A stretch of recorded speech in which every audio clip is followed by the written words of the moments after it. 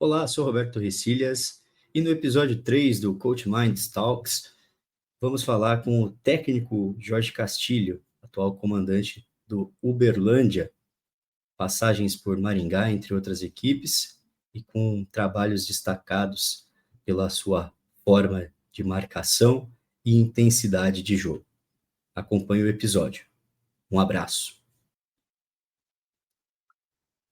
Professor, iniciando então o bloco 1, conta para nós sua trajetória, o que te levou até então se tornar o treinador Jorge Castilho, sua carreira em si, foi atleta ou não?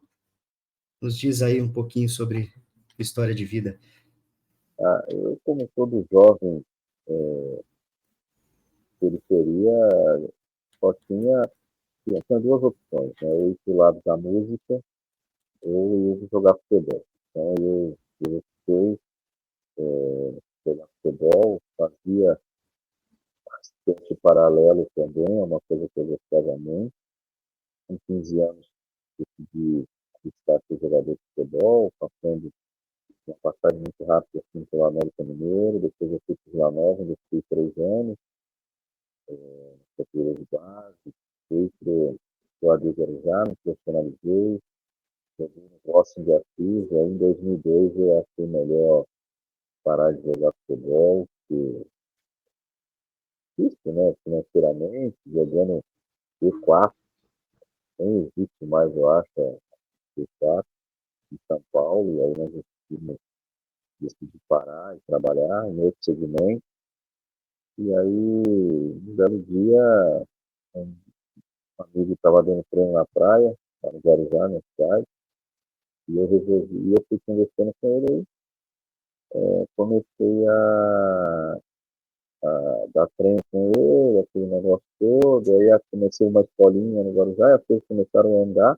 e era mais para ajudar mesmo, assim, a molecada, tirar da rua, né, começou como projeto social, até que em 2013, 2012, eu fui chamado para fazer as equipes de base da cidade, de Guarujá, jogos regionais, jogos da prefeitura, campeonato paulista, e aí eu fiz distrito 11, 2011, 12, aí 13 fui para a Portuguesa Santista, começo do ano, meio do ano eu fui para São Vicente, no Sub-17 e no Sub-20, e em 2014 eu iniciei como técnico do Guarujá, profissional, na Rezinha, e foi um ano assim muito bacana, né? Primeiro ano como treinador, jovem treinador, aprendendo ainda saindo da base, para ir profissional, muito difícil, mesmo sendo um campeonato sub-23, né? Tem a dificuldade. Mas aí fiz curso da Ciprofest, e aí continuei, aí paro em 2015, o time não disputa, por falta de estrutura, e eu fico nas categorias de base da prefeitura, aí só campeonatos vinculados à Secretaria de Esporte. E fazia, e eu era técnico dos advogados de Guarujá também, estava Campeonato Paulista, Campeonato Brasileiro, da Ordem, e em 2020 recebi o convite para ser auxiliar técnico do Maringá Futebol Clube, da segunda divisão, fui auxiliar de Beto Portela, aí na sétima rodada eu assumi na segunda divisão, levamos o final acesso, 21 continuou como auxiliar técnico na pré-temporada, nas 4 primeiras rodadas. Aí era o treinador Marcos Soares, eu passei a ser terceiro auxiliar, segundo auxiliar, que o primeiro era o Gabriel, que também era analista, depois virou auxiliar, Gabriel Magalhães. E aí, infelizmente, não iniciamos bem o campeonato, eles foram demitidos na quarta rodada e eu assumi na quinta rodada, na zona de rebaixamento, levamos o time para a fase de mata-mata.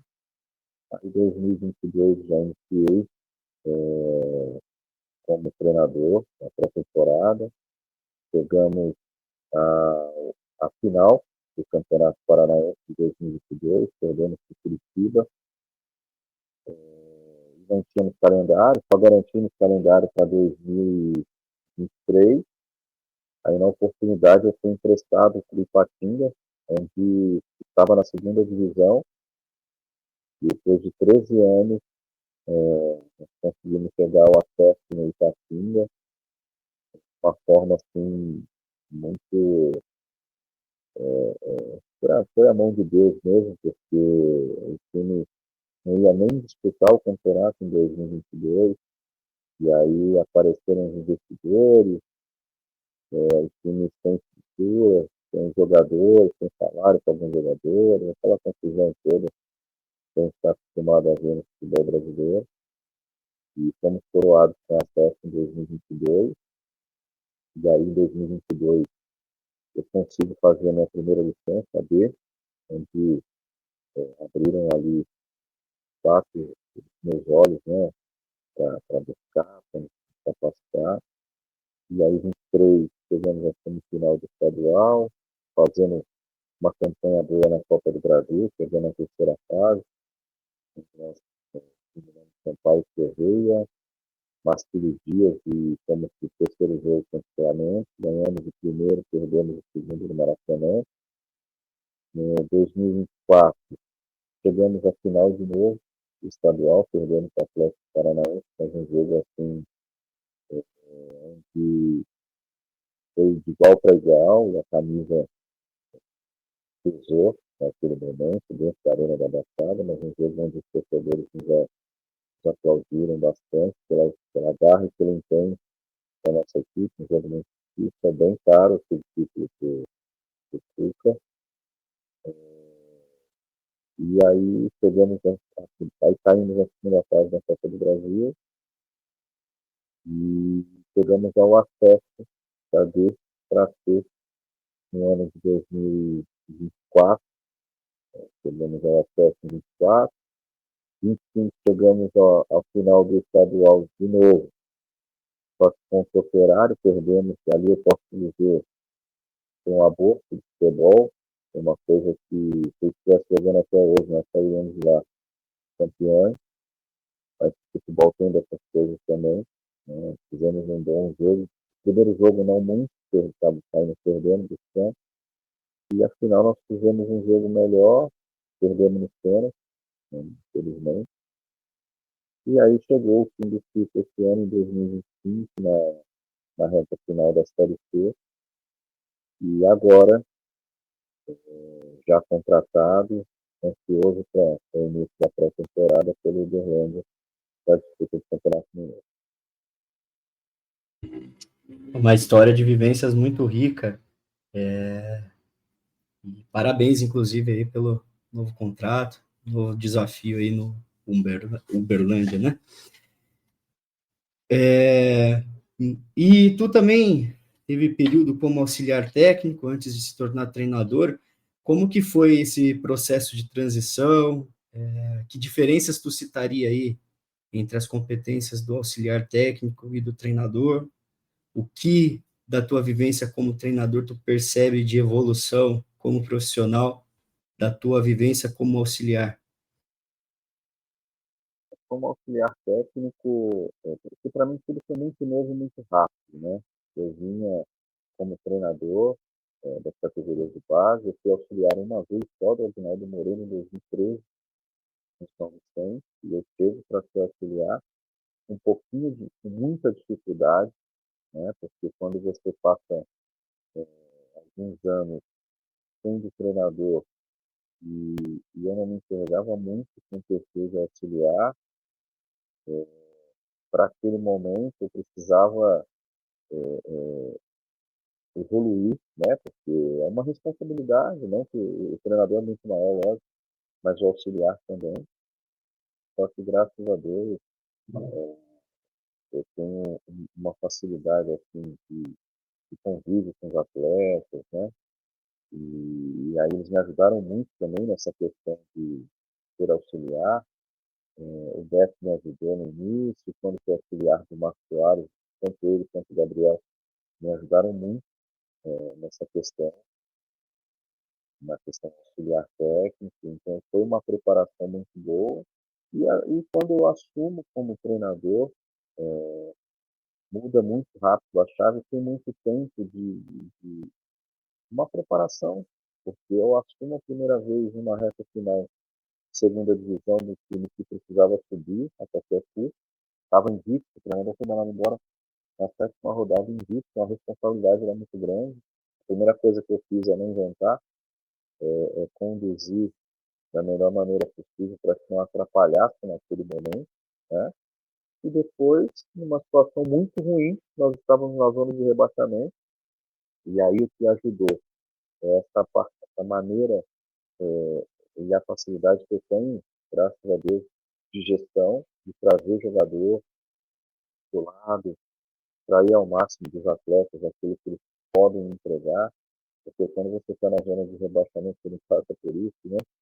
Mas é muito difícil você resgatar o jogador, você resgatar a confiança do atleta. Então, foi o primeiro passo que eu tive que fazer. E é um momento tão difícil, tanto nos resultados, quanto nos atletas, quanto na comissão técnica. Então, eu tive que ajustar motivação da comissão, pagar algumas arestas, jogadores também, com aqueles uns pensando de uma forma, outros pensando de outra. Então, assim, foram dois momentos diferentes da minha, da minha, da minha parte, né, quando eu assumo, no caso, né? E aí depois não. Aí depois o desafio já começando de uma pré-temporada, você colocando essas ideias em prática, conhecendo alguns jogadores, entendendo melhor o que é ser técnico profissional, porque aí eu posso dizer que de 2022 em diante eu entendi de fato o que era ser treinador, o que o treinador precisava fazer, em qual momento, em quais áreas o treinador precisava atuar além do campo. Então, assim, é muito diferente, é prazeroso, né? Dá muito trabalho, mas os resultados mostram que nós tivemos bastante, bastante resultados expressivos, né? Interessantíssimo. E dentro desse teu processo e vivências, que diferenças tu enxerga aí do teu período de base, do período profissional, que competências e até mesmo habilidades diferentes um treinador de base tem que ter, diferente de um treinador principal, tratamento com atleta, até a mesma forma de lidar, o dia a dia do treino, que tu enxerga de diferenças importantes, né? Cada processo te pede um determinado comportamento. É bem diferente. O atleta de base, você precisa ter um pouco mais de paciência, você precisa entender um pouco mais daquilo que ele precisa evoluir, com cobranças de nível até mais moderado, em alguns momentos, lógico, né, que a gente sai um pouco da casa, mas é um aprendizado, assim, né? Você tem que mostrar tudo que o atleta precisa, desde a questão mental, física, técnica. Às vezes você precisa pegar até o atleta no braço para poder executar. Então é uma parte, eu costumo dizer que a categoria de base é quando você sai, né, chega ali, eu fui técnico de 20, de 17, é quando você passa de engatinhar a andar e depois você começa a correr. Então existe todo esse processo, pega pelo braço, ajusta aqui, melhora o corpo, ajuste corporal. Tem aquela questão dos atletas que jamais, onde eu trabalhei, com jogadores de comunidade, que cada um pensa de um jeito, tem uma realidade totalmente diferente.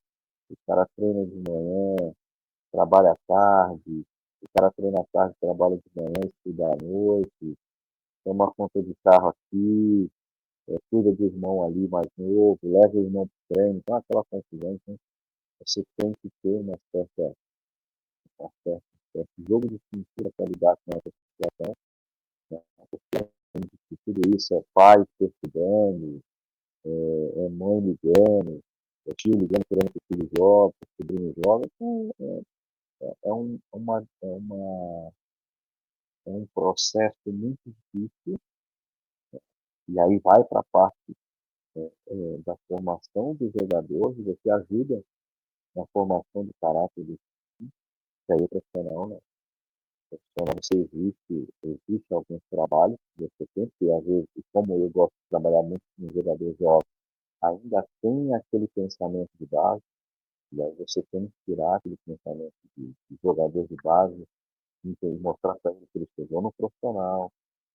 Tem aqueles jogadores que vêm emprestados de time grande, que chegam cheios de vícios, que nós temos que moldar, podar alguns vícios desses jogadores, mas a diferença é que são atletas profissionais, e as competições são outras, já entra a questão financeira, né?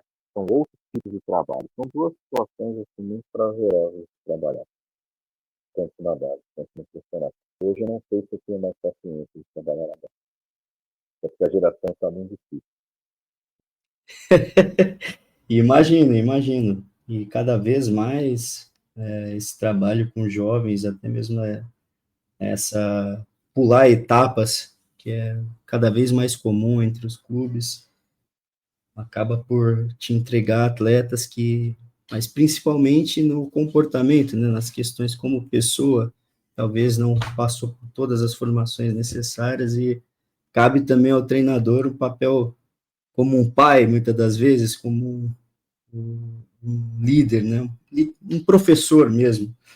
E, bom, passando para o nosso bloco 2, pensando que o modelo é o que sustenta o comportamento e não o contrário. E imagino que tu, para gerar isso nos teus treinos, por mais que você tenha um comportamento, você tem por trás toda uma estrutura de trabalho para que aquilo seja, que se sustente, que aconteça mais vezes nos jogos e não te comprometa e te dê equilíbrio, né, nas suas fases de jogo. Conta para a gente um pouquinho da tua ideia de jogo, né, que acredito que também é uma filosofia de trabalho, envolve bastante intensidade, envolve muito timing de leitura, muitas questões que também partem dos duelos dos atletas, como que tu coloca esses comportamentos e como tu pensa nessa estrutura, como insere, né? Tirar essas ideias do Jorge na questão de intensidade, colocá-las no dia a dia de treinamento, desde a pré-temporada e no restante do ano competitivo. O modelo ele foi sendo adaptado, né, aos anos, já frente, curso já frente, já,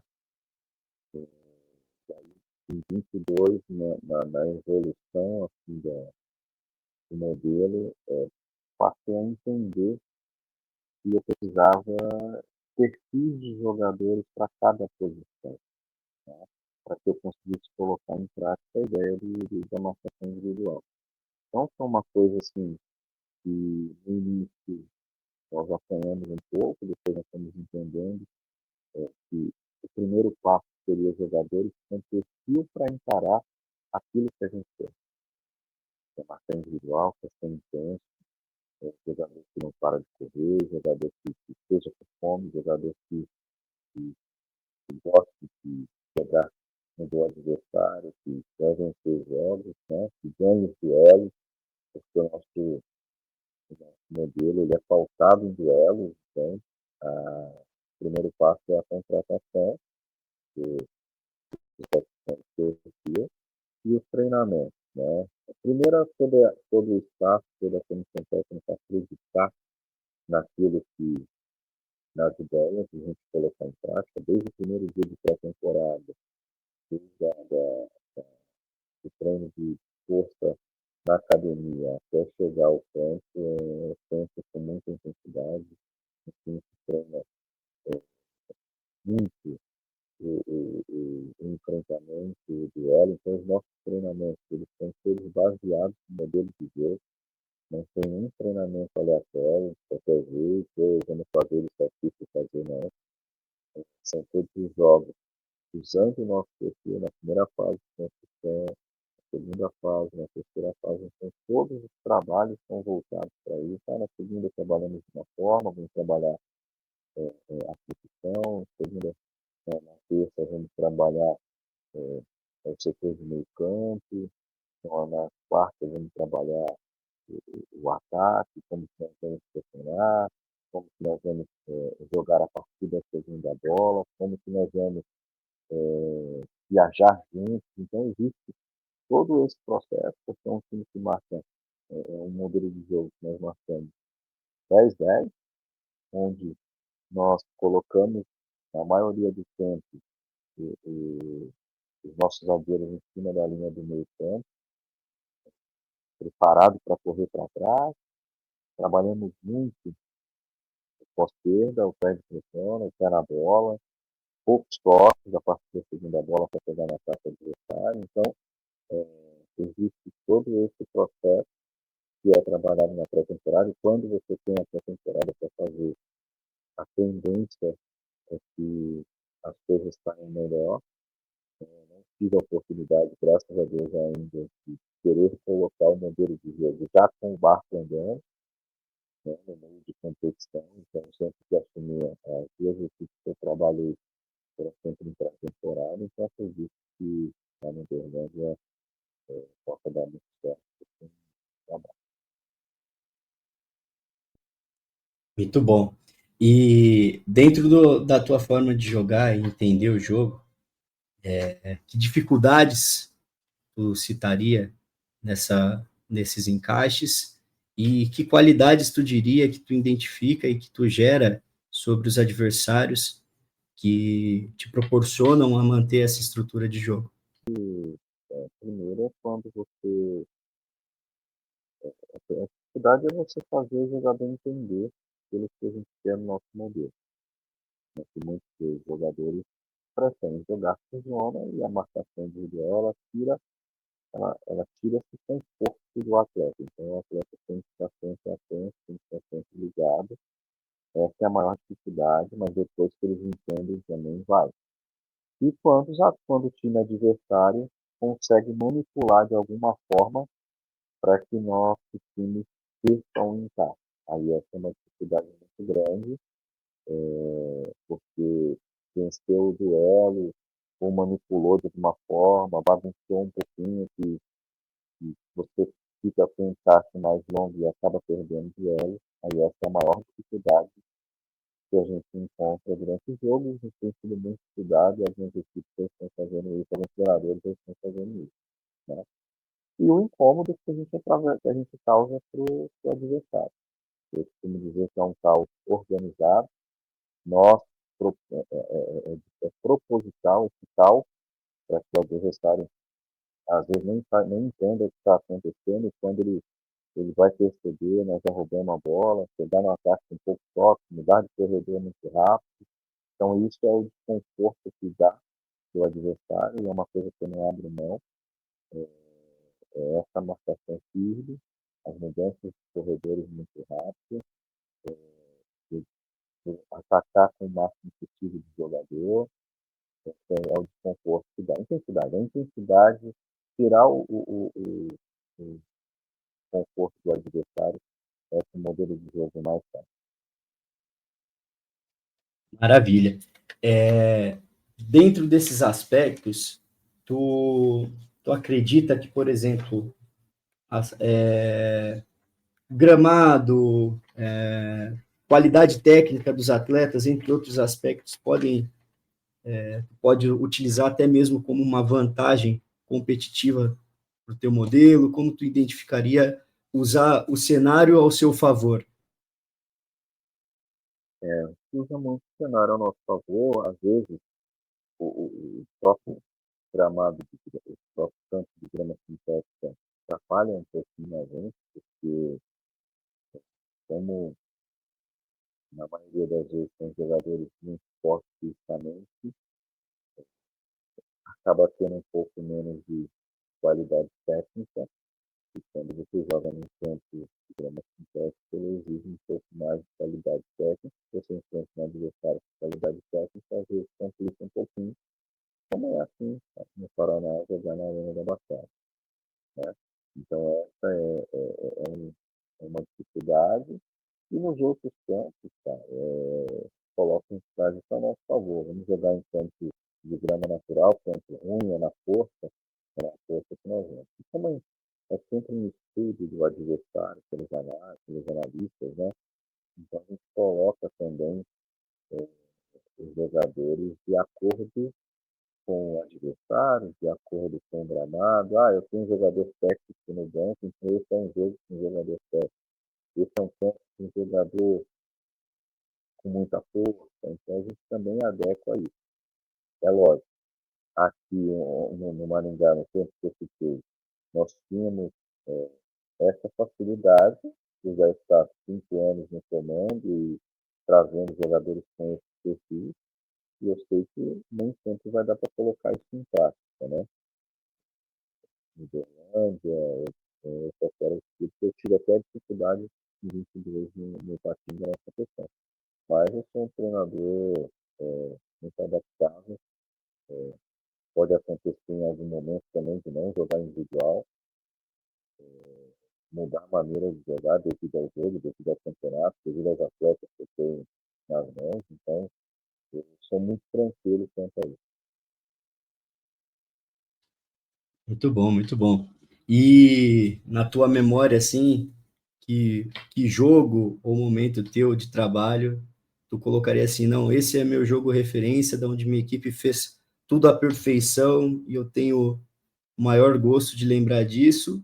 E também um jogo que, por mais que no primeiro momento tua estrutura e pensamento para a partida não encaixaram, mas as soluções durante a partida tu conseguiu voltar à estabilidade da equipe.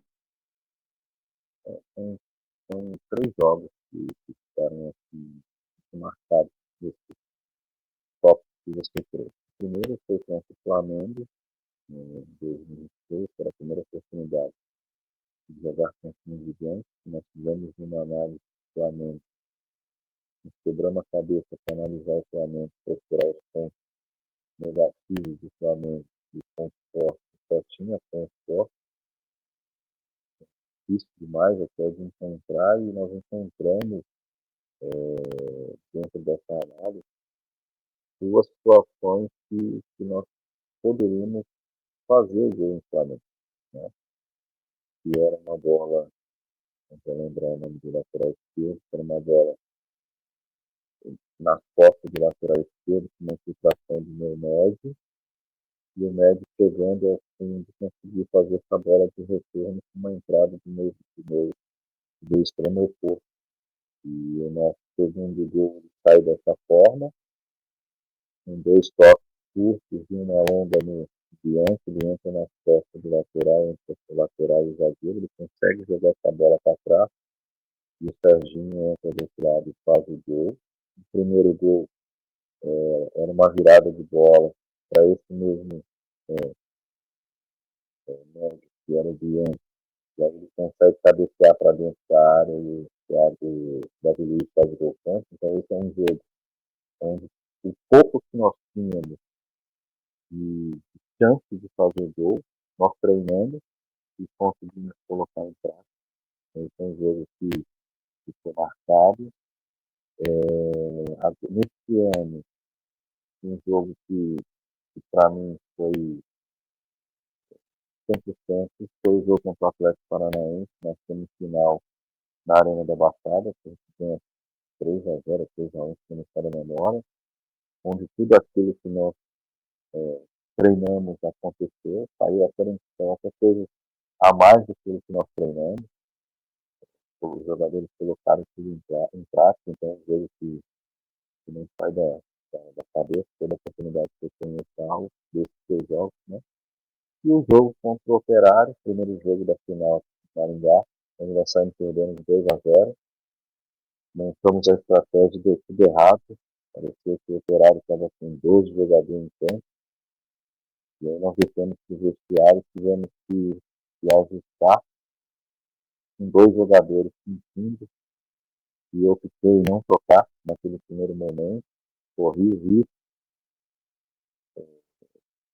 e as coisas aconteceram, voltamos do jeito que nós imaginávamos que seria o nosso jogo.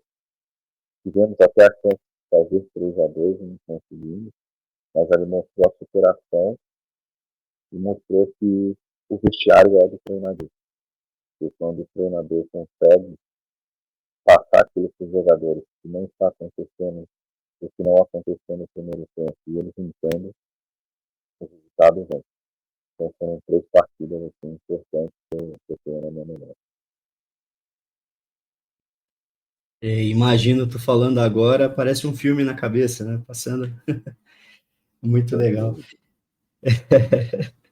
E passando ao bloco 3, falar um pouquinho sobre mentalidade, cultura, tua forma de gestão. Imagino que a mente, né, tudo começa pela mente e ela vai ditar o ritmo do restante do trabalho, do corpo, né? Da forma de um grupo identificar e enxergar o trabalho, o jogo. Que valores você citaria inegociáveis dentro de um vestiário, dentro da tua forma de trabalhar, dentro de uma equipe? Primeiro, a lealdade de todos os membros da comissão técnica, de todos os staff. A lealdade no meu trabalho, ela tem que estar em primeiro lugar. Da minha parte, a honestidade com os jogadores, falando sempre a verdade ela não perde. Então, colocar desde o primeiro momento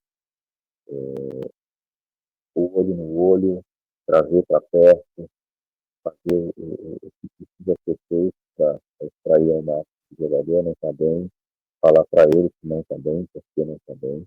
Eu faço uma gestão muito nessa questão de me preocupar com os jogadores, me preocupar com o lado humano, com o homem, que quem entra em campo é o homem, não adianta que você consegue preparar bem o atleta durante a semana. Se o homem não entrar em campo, o resultado não vai acontecer. Então, o homem e o atleta têm que estar aliados, têm que estar do mesmo lado, correndo um do lado do outro, para que as coisas possam acontecer. No resultado final, talvez, faço alguns trabalhos extras com a minha família, com a minha esposa. Temos o hábito, às vezes, de conversar com os jogadores, trazer o jogador para a esposa, para os filhos em casa para tomar um café, tomar um cachorro quente, jantar, fazer algo diferente. E às vezes o jogador também está sozinho, a gente traz, faz uma resenha em casa para que ele possa se sentir importante, saber que está sendo cuidado. Eu agradeço muito assim, essa força que a minha esposa dá, né? Se aproxima das esposas que querem se aproximar assim, para eles não se sentirem sozinhos, porque a gente sabe que são jovens, né? E às vezes são casais jovens que brigam, que discutem, que não está legal. E a gente sabe que se o cara não tiver com a cabeça boa, ele não consegue performar. Então a gente faz esse trabalho junto, isso me ajuda bastante nessa questão também. E no dia a dia, isso, comissão técnica, detectou um problema com um determinado jogador, já me traz, eu já vou, já pego, já converso, já faço. Então, é uma gestão assim, paisão, que sabe cobrar, e os jogadores entendem também a hora certa da cobrança, entendem também que a hora que é para descontar e a gente descontar, e é dessa forma que a gente quer. Que interessante. E dentro de toda essa questão, como você faz um link dessa parte mental com a tua forma de pensar o jogo, tua forma de intensidade, o atleta acreditar, né? Falar, não, eu acredito nessa forma de jogar e consiga sustentar esses comportamentos durante o jogo. É a lei do convencimento. Convencer o atleta que dá, e nós não, eu, pelo menos, não trabalhei, eles têm um psicólogo para me ajudar nessa questão, geralmente o psicólogo sou eu, meu preparador físico, né, para trabalhar esse lado, mas é a lei do convencimento. Os próprios atletas que já aconteceram, que deu certo com outros jogadores, que pode dar certo com ele, e deixar o jogador muito à vontade para decidir se ele quer ou não acreditar e correr atrás dessas coisas que possam dar certo. Então, é a maneira antiga de fazer futebol. A ideia do jogador, olho no olho, falando de campo, ali com Muito bom. E sabendo que o erro é um processo comum, né, dentro do jogo, dentro de qualquer esporte, como que tu trabalha essas questões, né, essa gestão e transformar isso em aprendizado, tanto individual como coletivo?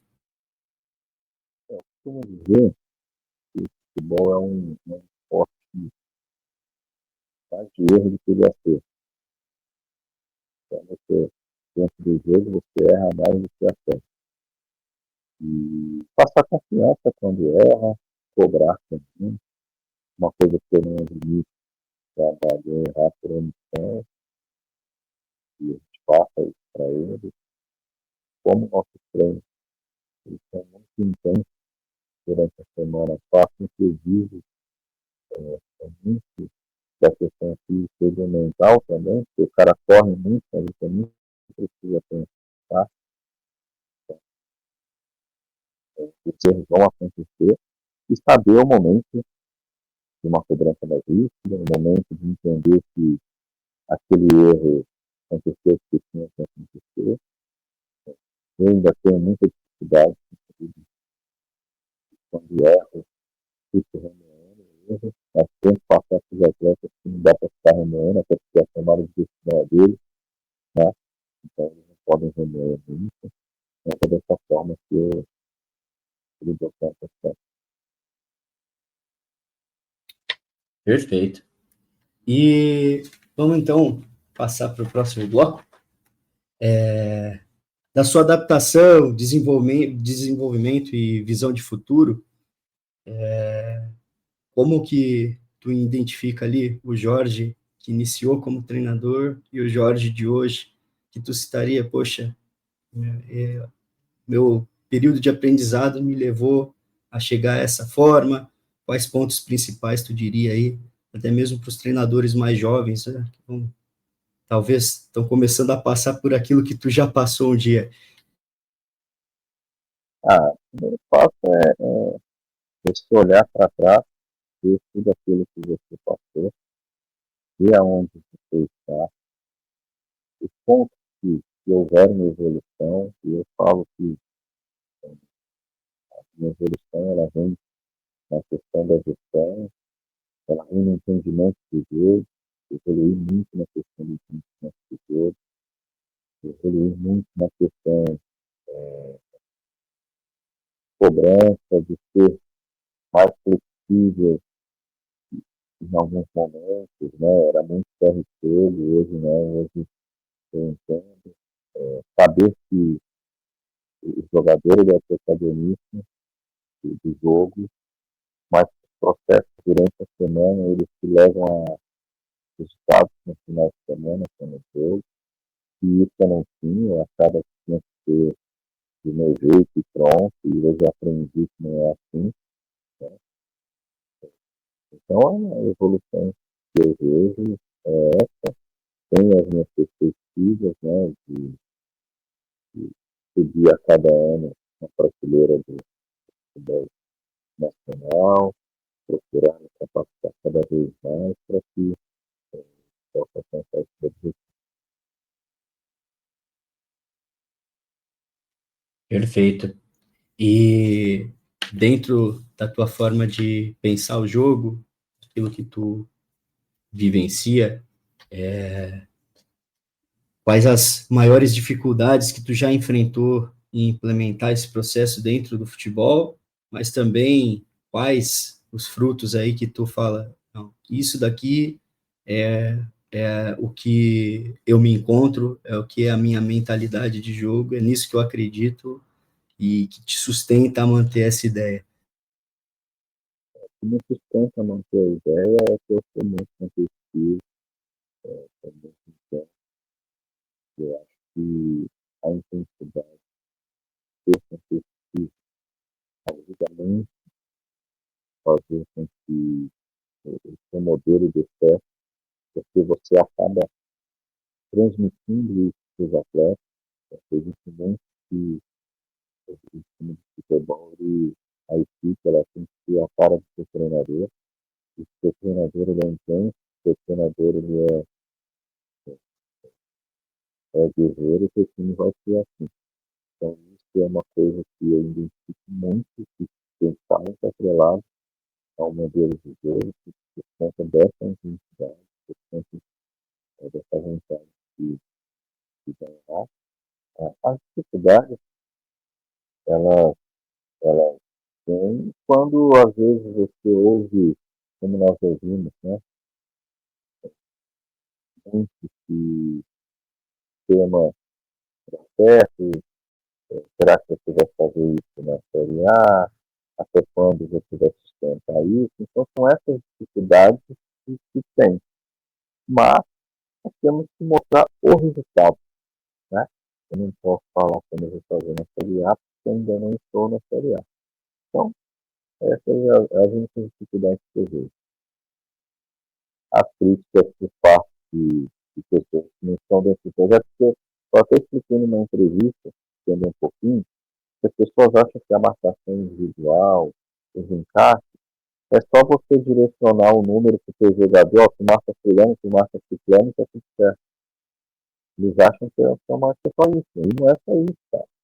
Existe todo um processo, existe todo um treinamento, todo um ajuste para que as coisas aconteçam. Quando você trabalha dessa forma, você sabe como é que funciona. Perfeitamente, professor. Não é porque a marcação ela tem uma determinada referência que não deixa de ter processos, né? Uma estrutura de trabalho para que isso aconteça. Concordo plenamente contigo. Aí chegar na Série A é processo de trabalho. Acredito que logo menos tu vai estar por aí brilhando nas principais séries do Brasil, que eu também sigo essa mesma mentalidade. Acredito que a intensidade, acredito que acreditar na tua forma de trabalhar e naquilo que tu tem como essência, né? Eu acredito que isso diz muito, o jogo, a forma de um treinador enxergar o jogo diz muito também sobre o que ele é. E os atletas, ele tem que olhar para aquela pessoa, para aquele professor e falar assim, poxa, é nesse cara que eu acredito. Em momento nenhum ele titubeou. E isso, primeiro, acreditar na equipe, tem que ser mesmo o líder, ele que está dando suporte, está conduzindo todo esse trabalho. E para a gente fechar, que mensagem tu diria aí para quem está acompanhando esse episódio, para os novos treinadores, para as pessoas que sonham um dia alcançar aí o que um Jorge Castilho alcançou, chegar a treinar uma equipe profissional e alcançar seus sonhos? Cara, acreditar que é possível ter uma carreira, se nós pararmos para analisar, ter uma carreira de 5 anos, acreditar que é possível, acreditar nas suas convicções, acreditar no seu potencial, se qualificar, entender aquilo que você quer para a sua vida, na profissão. Eu acho que esses são os pontos principais do jovem treinador. Acreditar muito, enxergar o jogo, fazer aquilo que você entende que é o certo, não só copiar, né? Mas criar, buscar alternativas para que você possa ter a sua característica diferenciada dentro do trabalho e não deixar de se qualificar. Então, a rapaziada que está começando, eu também posso me colocar, né, na lista que estou começando, e não perder a essência, a humildade, lembrar de onde você saiu e de onde você pode chegar. Então, isso é importante. Maravilha. Professor, muito obrigado pela participação. Foi uma honra imensa recebê-lo aqui, né? Tive a honra de compartilhar uma turma de formação de treinadores contigo, e a humildade, a forma e não só a pessoa que tu é, mas também a intensidade que tu enxerga as coisas é motivadora, e isso é o que movimenta não só quem te observa, mas também teus atletas que com certeza veem teu dia a dia, e é inspirador. Muito obrigado e te espero numa próxima. Eu que agradeço pela oportunidade de poder falar contigo, nível de escala, que hoje se tornou amigos, sempre que eu preciso, eu mando mensagem, me responde na hora, sempre atencioso, um prazer imenso estar podendo falar contigo e com os nossos amigos treinadores também. Um abraço, se precisar, é falar. Idem, muito obrigado. Um abração.